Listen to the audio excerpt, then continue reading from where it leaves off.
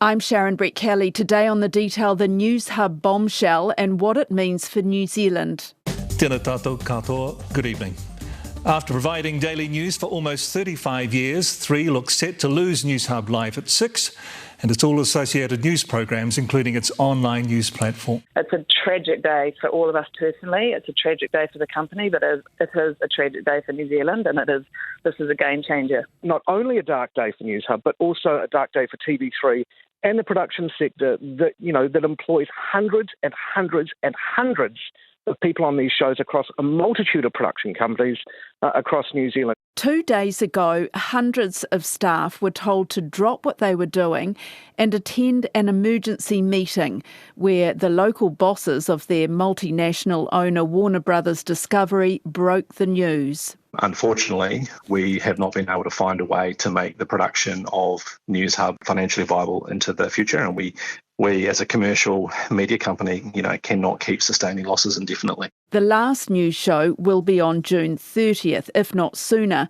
But is it really over? I would still like to see the staff at Newshub present some sort of solution or plan to see if they can't save at least part of that news division.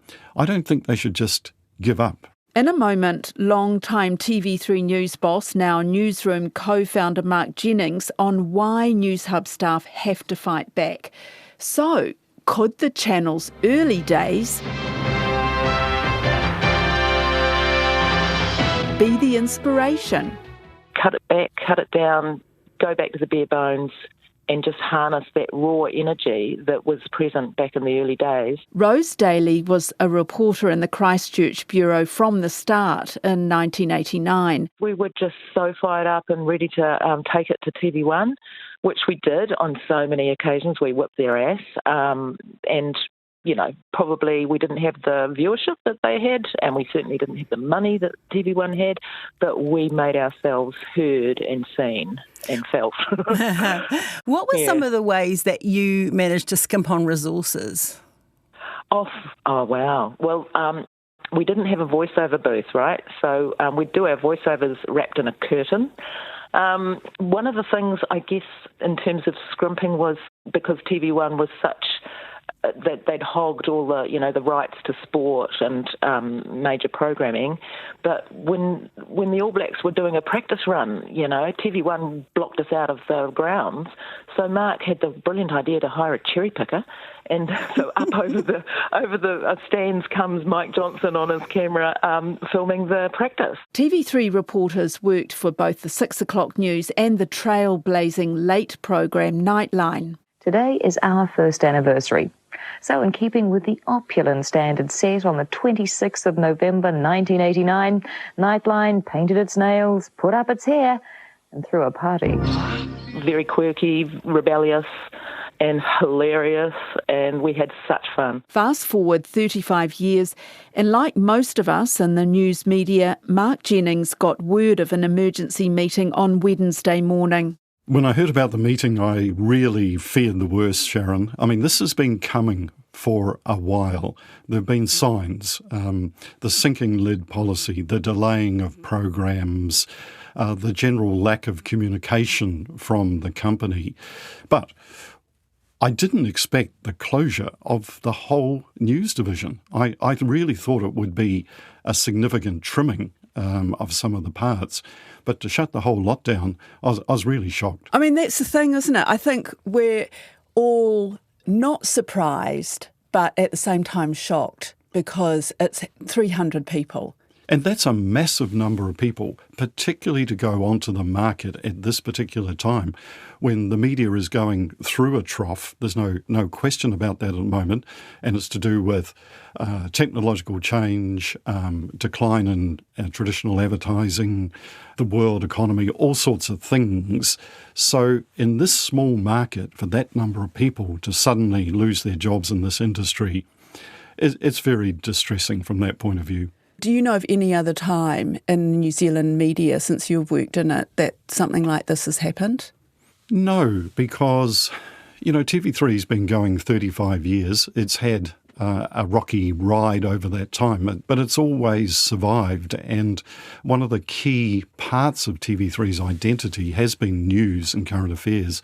It's what most New Zealanders think about when the word TV3 is mentioned, probably along with a few of the iconic programs like Outrageous Fortune, Brotown, etc. But really, news is at the heart and soul of that business. So I can't think of another time where it's been such a grim outlook for television in this country. The wider media industry, yes, it's not great, but I don't think we're going to see a closure like this in the near future. What do you make of the way it has been handled? Now, the local arm of Newshub's parent company made a $34 million loss in 2022, a path which the NZ Warner Brothers Discovery boss Glenn Kine says is impossible to withstand. We've been well aware for months, actually, that something was up, and we know it's been losing a lot of money in the New Zealand operation. But the way this whole thing has been handled, could it have been done better?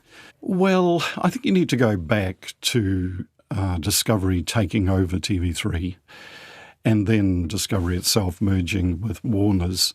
I could never understand the rationale of an American company coming in here paying $20 million for a loss-making business. And there was no discernible strategy around it. I thought, right, we're going to see a rapid move to the digital platforms, to the streaming platforms, some of their big hit series that are on their own HBO Max channel that are currently screened on Sky in this country. I thought, right, they will move to 3 Now, and this will be a real fight with TVNZ Now. And I think that's what most of the people in the newsroom thought too. Right, we've got some real heavy hitters behind us now. Look out. But it just never transpired. So I think they've been a disastrous owner of the business, really, and now it's come to this. What does that say about multinationals coming into New Zealand and into a market that's so tiny and quite crowded, but at the same time is so important? You know, the local talent, that telling local stories. But really, what do they care about New Zealand?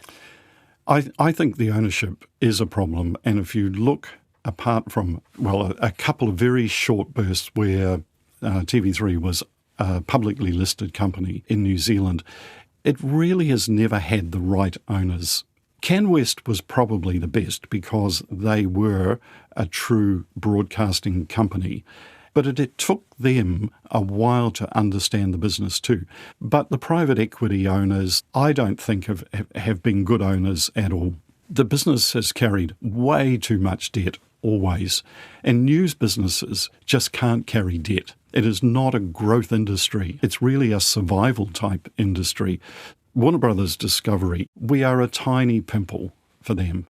And they didn't seem to make any real effort to understand the market. This market, you can be successful, but you need to have a very Kiwi New Zealand approach. And that's what TV3 had, if you like, in the old days at times. TV3, and Melanie Reid in particular, was the first person to initiate having Kia ora, good evening on the evening news. She trailblazed that. Thank you, nod to Nida Glavish, of course. But Kia ora, good evening was TV3. It was a very Kiwi attitude and way of doing things. But that's been lost now. What do you make of how the politicians are responding? You know, the Prime Minister, Christopher Luxon, says, well, the government can't do anything. Well, look, I mean, the reality is that consumers are are choosing their news and their media in lots of different channels and through lots of different multimedia outlets. We have a plurality of media voices in New Zealand that will continue. But I just want to acknowledge, pretty tough day. Winston Peters seems to be the biggest champion, actually. Well, frankly, for the 300 or so staff and their spouses and their family, this is an absolute disaster.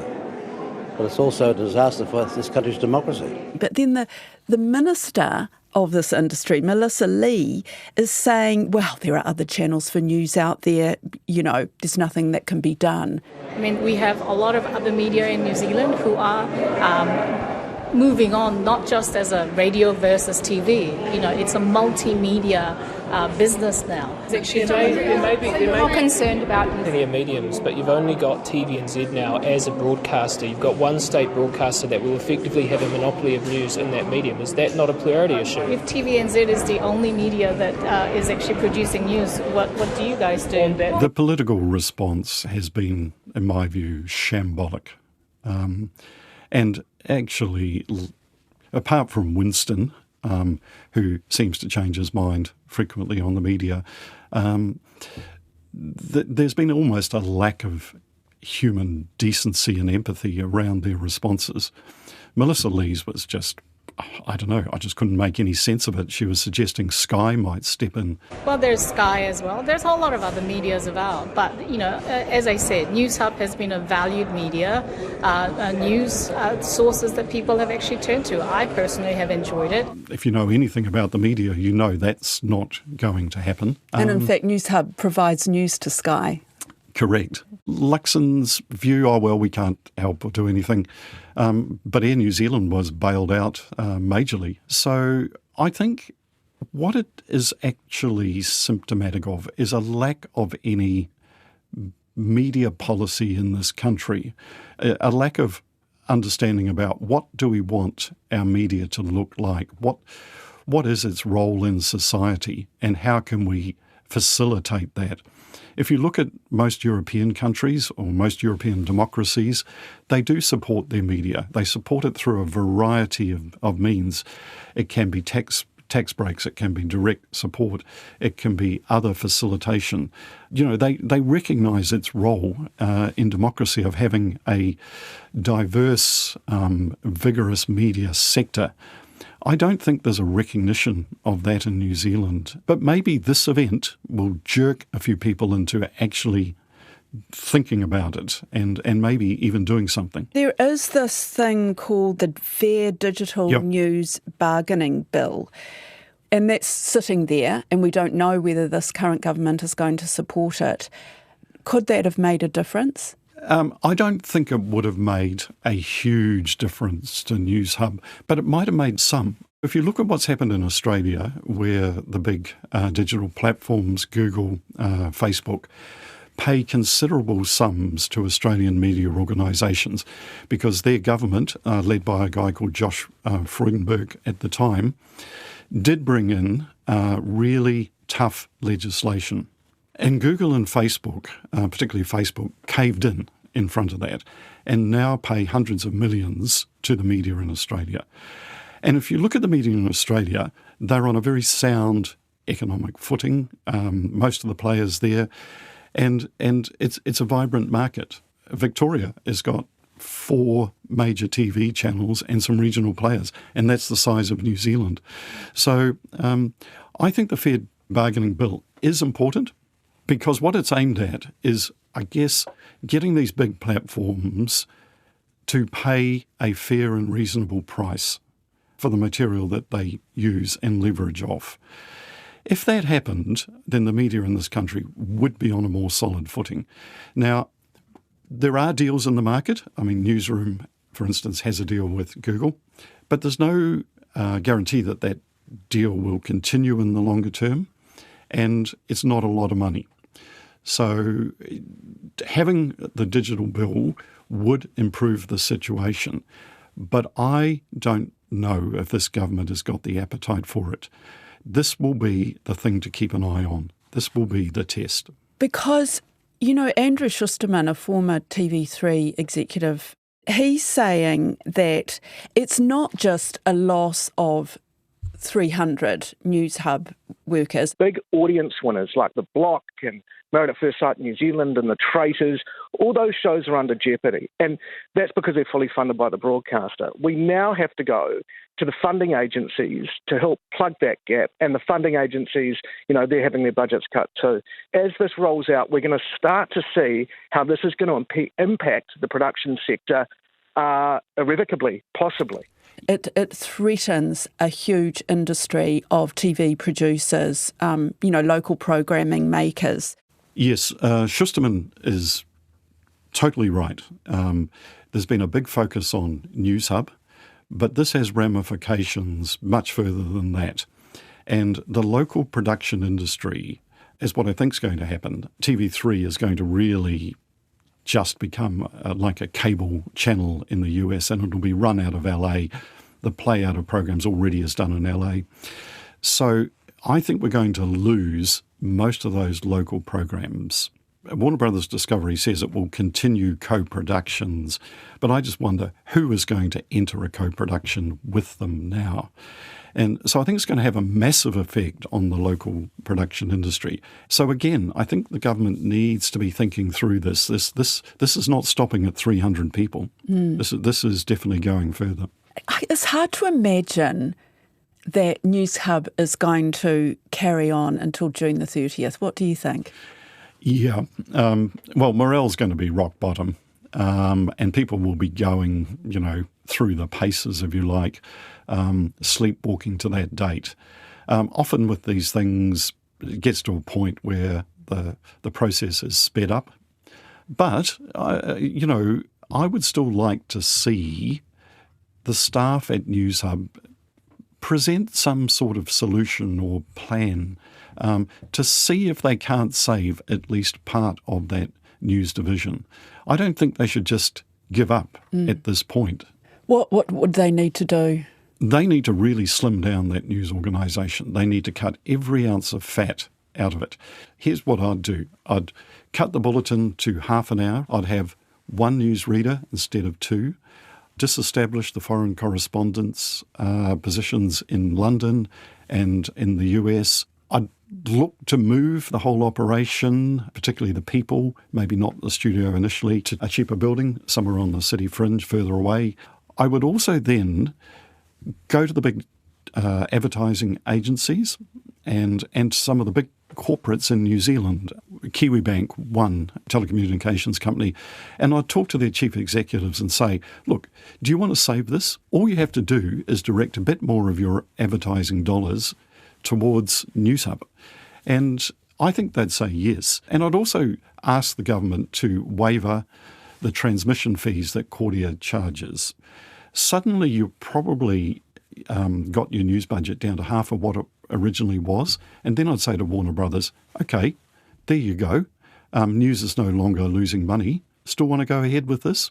They've got a social license to operate in this country. And part of that should be supporting a news service. They're a huge conglomerate. Their size is probably similar to this country. So let's put it to them. Let's see the whites of their eyes when we say, okay, we've done this.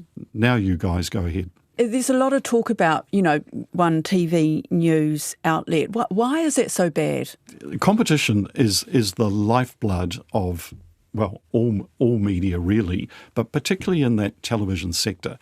So when TV3 started in 1989 and 3 national news got going, it was a fierce competition, but it raised the standard of both organisations, and the competition drove innovation. It drove new ideas. Once you take competition away, complacency sets in.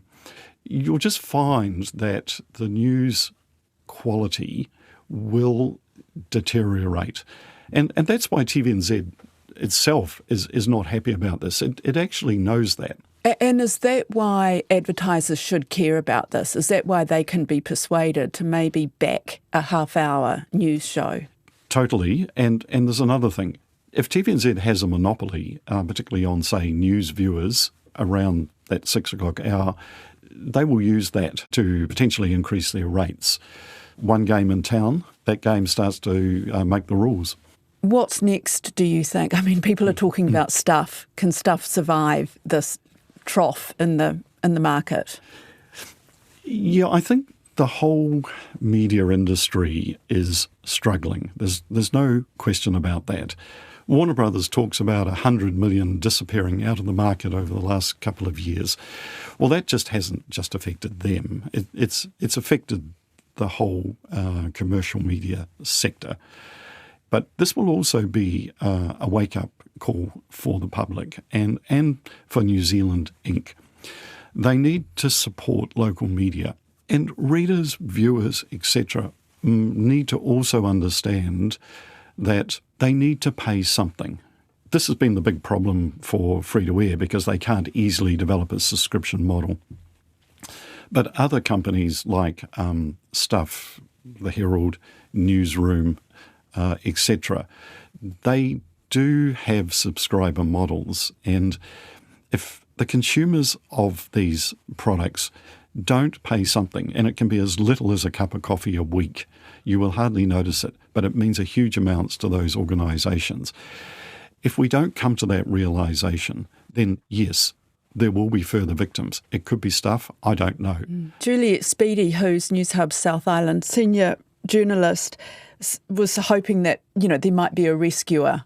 I mean, there's a part of me that still thinks, is this really going to happen? Is someone going to swoop in and save us again? It's happened so many times. I just feel like, is this really going to be the end of it? I really like Juliet. She worked for me when I was in Christchurch when I was Bureau Chief, but I think she's dreaming. I can't see a rescue here at all, apart from Warner Brothers itself. Who is going to come in and take over a company that is losing $30 million a year with no really clear pathway out of that? Rose Daly has an idea about that. There was, so many lovely people who were just diehard, and I think and I hope that gut bravery is still there, and someone will, have a bright idea and just take it on. I mean, there are plenty of rich people in New Zealand too that may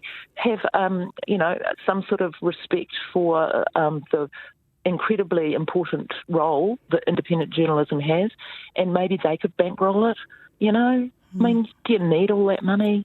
There's been a lot of outpouring of almost grief over this, and one of the reasons for that is that this news service and this company was different. It had to be built on the backs of sacrifice, really. And most of the journalists that worked for 3 National News, 3 News and then Newshub have been involved in this. They aren't in it for the money, obviously. They're in it because they believe in it, and they devote big parts of their life to it. And it created a fantastic esprit de corps over this period. And, many of us have remained lifelong friends because the friendship was forged in a furnace, really, of having to, back each other up. And I think that's been why we've seen people crying on television, people really distressed because they've seen something they've put so much into just go up in smoke in a nanosecond, really.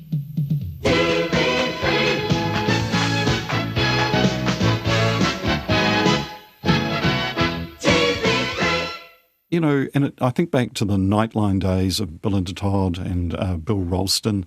I mean, they were involved in outrageous behaviour that, ran the network into trouble at times. But they weren't really reined in because that wasn't the culture that was there. The culture was, let's give everything a crack, let's be different. OK, Tuesday's weather is next on Nightline. Listen carefully, I shall say this only once. The weather tomorrow is going to be a little bit naughty down the bottom of the country. You see, there's this front, there it is, that line with the little knobbly bits on it, and it's hardly going to be moving at all tomorrow. So, if that little performance doesn't get me to the Paris for the 2nd annual Weather Forecasters Festival, I won't be surprised at all, really. That's it for today. The Detail is supported by RNZ and NZ On Air. Thanks to Mark Jennings and Rose Daly. This episode was engineered by William Saunders and produced by Alexia Russell. And I'm Sharon Brett Kelly. Ka kite.